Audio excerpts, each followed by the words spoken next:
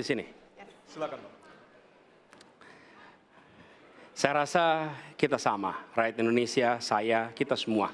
Bahwa kita menginginkan sebuah negeri di mana praktek korupsi diberantas hingga tuntas. Pemerintah memberikan pelayanan yang terbaik. Dan kemudian kita menjunjung tinggi etika. Kita sama di situ. Karenanya saya ingin sampaikan kepada semua bahwa saat ini kita di persimpangan jalan antara tetap menjadi negara hukum di mana kekuasaan dikendalikan oleh hukum, atau kita menjadi negara kekuasaan di mana hukum diatur dan dikendalikan oleh penguasa. Oke? Dalam situasi itu saya ingin sampaikan ini adalah sebuah gerakan perubahan. Kita sama-sama. Kita ingin mengembalikan tetap menjadi negara hukum di mana kekuasaan dikendalikan. Dan saya ingin sampaikan bahwa etika dijunjung tinggi. Ketika terjadi pelanggaran etika, jangan bersembunyi di balik keputusan hukum. Justru kita harus mengatakan bahwa tugas dari pimpinan tertinggi memberi contoh. Bila ada pelanggaran etika, maka itu adalah mendasar. Bila tidak, maka ke bawah, ke seluruh rakyat, semua akan kompromi. Dan praktek orang dalam yang tadi saya sampaikan akan merusak sendi-sendi kehidupan bernegara kita. Rusak kita. Karena itulah penting sekali kita menjunjung tinggi etika. Dan itu dilakukan oleh siapa? Dari mulai calon presiden sudah diuji. Apa dia kompromi atau tidak pada etika. Okay? Lalu bagi anak-anak muda. Anak-anak muda kita semua menyadari pemilu ini tentang masa depan. Anda pemilik masa depan. Saya yakin Anda akan memilih yang serius untuk jadi presiden. Bukan yang main-main untuk jadi presiden. Dan ketika kita berbicara tentang masa depan, maka saya ingin sampaikan kepada semua. Kebebasan berpendapat akan dijamin. Kita tidak mengizinkan lagi situasi di mana orang takut. Maka itu saya sampaikan, Wakanda no more, Indonesia forever. Baik, waktu Anda habis, Bapak. Baik, selanjutnya kami persilakan calon presiden nomor urut 2, Bapak Prabowo Subianto untuk menyampaikan pernyataan penutup. Waktu Anda 2 menit dimulai dari sekarang. Terima kasih, saudara-saudara sekalian. Kita harus selalu ingat bahwa kemerdekaan ini didapatkan melalui proses yang sangat panjang, perjuangan yang sangat panjang, berganti-ganti negara-negara lain datang menindas kita, merampas kita, dan ini adalah hukum sejarah manusia. Yang kuat akan menindas yang lemah. Kita bersyukur kita sudah bangun suatu negara yang memiliki demokrasi dengan segala kekurangannya. Kita bersyukur semua pemimpin telah membantu menambahkan kemajuan kita. Kita ingin lebih maju, kita ingin lebih baik, kita ingin lebih adil, kita ingin hilangkan kemiskinan, dan kita ingin hilangkan korupsi. Kita negara yang sangat kaya, kekayaan kita luar biasa.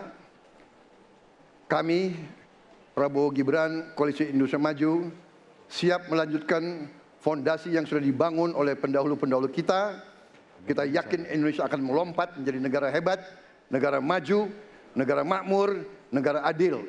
Hanya dengan demikian, tetapi syaratnya kita harus rukun, kita harus bersatu, kita tidak boleh menghasut, memecah belah. Kita tidak boleh untuk kepentingan sesaat, untuk kepentingan jangka pendek, untuk kepentingan diri kita, kelompok kita, kita tidak boleh mengorbankan persatuan, kesatuan, kerukunan bangsa Indonesia. Hanya dengan kerukunan, hanya dengan kearifan, hanya dengan kebersihan jiwa, tidak dengan permainan kata-kata retorika, tapi sungguh cinta tanah air, Indonesia akan maju. Habis, negara Bapak. hebat. Terima kasih. Terima kasih. Baik. Ya, dan yang terakhir kita akan menuju ke calon presiden nomor urut 3, Bapak Ganjar Pranowo. Waktu Anda 2 menit dimulai dari sekarang. Terima kasih. Ini panggilan sejarah buat Ganjar Mahfud. Ganjar seorang anak polisi berpangkat tidak tinggi, bertugas di kecamatan. Pak Mahfud, bapaknya pegawai kecamatan. Kalau kita berada pada momentum yang sama, kami dan Pak Mahfud ini adalah orang kecil yang kalau bapaknya rapat kira-kira anggota Forkompimcam. Kami hanya di level kecamatan. Kami telah terbiasa mencoba mendengarkan keluh kesah rakyat. Panggilan sejarah inilah yang kemudian coba kita klasifikasi dari seluruh persoalan yang muncul. Bagaimana kita memberikan afirmasi kepada kelompok rentan. Ada kelompok perempuan, penyandang disabilitas, anak-anak, termasuk manula. Mereka butuh perhatian yang lebih. Maka inilah cara kita membangun melibatkan mereka tanpa meninggalkan mereka. No one left behind. Yang kedua, bagaimana pemerintah betul-betul bisa melayani dengan memberikan teladan dari pemimpin tertinggi. Yang anti korupsi, yang menunjukkan integritas, yang menunjukkan layanan pemerintahan yang mudah, murah, cepat, sat. Kalau itu bisa kita lakukan, maka betapa bahagianya rakyat ini. Pemerintah ini ada. Yang ketika dikritik tidak baperan, yang ketika media menulis, mereka merasa ini vitamin buat dirinya. Bukan sedang merongrong, apalagi kemudian merasa terancam.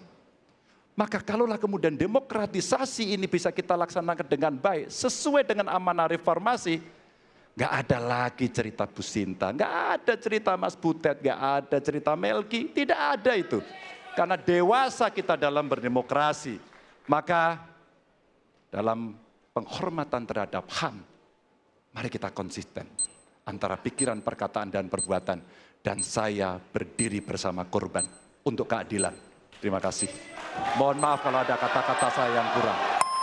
Baik, waktunya Bapak. habis, Ya. pas sekali. Baik, hadirin, kita berikan tepukan yang paling meriah untuk para calon pemimpin Indonesia.